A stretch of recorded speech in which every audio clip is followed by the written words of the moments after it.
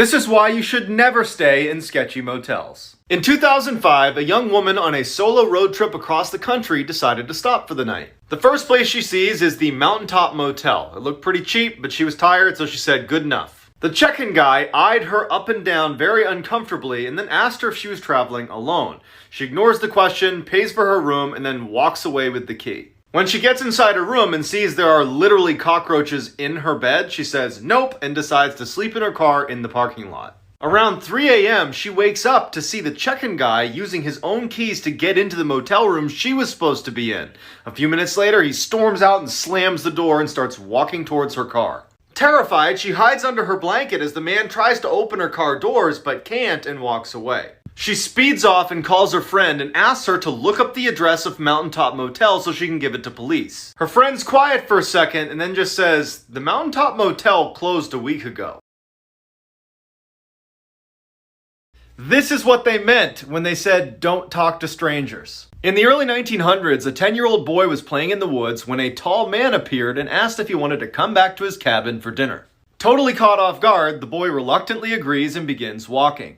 When they get to the cabin, the boy is relieved when he sees Paul, a family friend, sitting on the porch, so the boy happily goes inside. After they eat, the boy says thank you to the strange tall man, says bye to Paul, and then he leaves. He had only walked a few steps when he sees his family, along with Paul, running up the path towards him, frantically asking if he was okay. Confused, the boy says, "I'm just fine," and he looks at Paul and he's like, "Why didn't you tell them I was with you at the cabin?" And he points over his shoulder.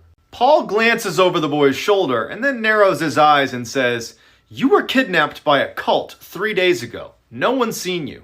Terrified, the boy turns around to look at the cabin he just came from, and it's gone. All he sees is a dark forest that stretches for miles.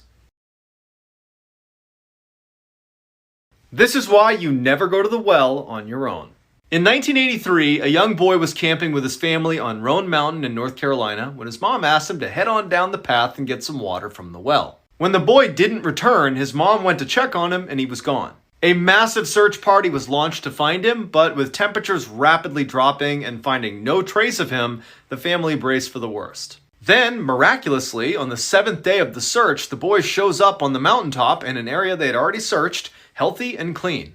When they asked the boy, "Where have you been?" he said he had been at the well when a tall, faceless man showed up behind him, scooped him up, and brought him to the top of the mountain where he kept him in his cabin all week.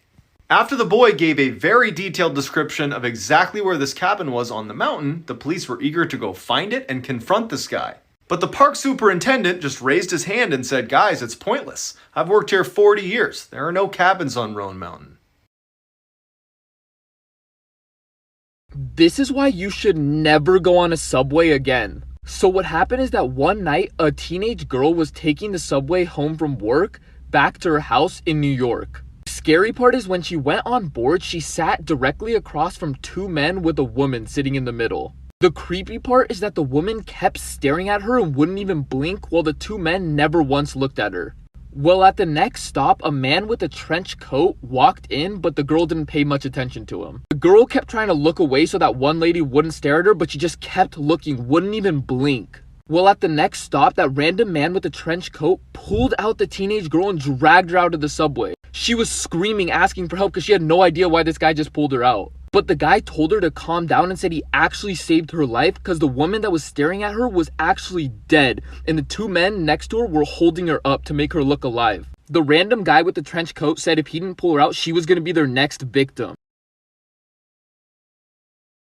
This is why you should never play hide and seek. A mom decided to play hide and seek with her two kids. The mom began counting, ready or not, here I come. She begins searching the downstairs kitchen because she knows that they hide there every single time. As she's walking to the kitchen, she starts saying, I wonder where they are. She looks under the table and sees they aren't there, which is kind of odd. She knew they were too scared to go into the basement alone, but she decided to check anyway. They weren't there either. She began to panic. The mom then says, Jordan, Casey, come out now, mommy's not playing anymore. There was no answer. Panic really begins to set in. She decides to call 911 and reaches an operator. She tells the operator what's wrong and the operator sends an officer to her house. Once the officer arrives, he says, "Don't worry, we will find them." As she's sitting in the living room, she hears giggling and laughing and hears a closet door slam upstairs. She sprints upstairs and says, "Jordan, Casey, you worried me sick." She opened the closet door and nobody was there. While all of this is going on, she hears the doorbell ring. She runs downstairs and finds the officer holding Jordan and Casey. The officer says they were hiding in the shed out back. Then Jordan looks at mommy and says, "Why were you telling us to stay in the shed?"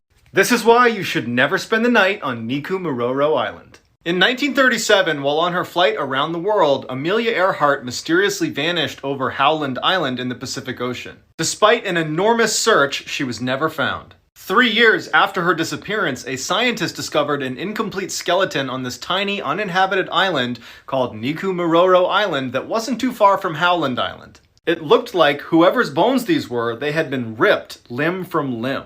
But when the bones were examined, they determined they were not Amelia Earhart's. But in 2017, a forensic anthropologist re-examined the bones and determined they were almost definitely Amelia's. So scientists went to Niku Island and they found freckle cream, something Amelia was famous for using. So the working theory is she crash landed on Niku Island and she fell asleep somewhere on the beach. Then, after smelling her blood, hundreds of 3-foot wide coconut crabs came out of their burrows, swarmed her, and ate her.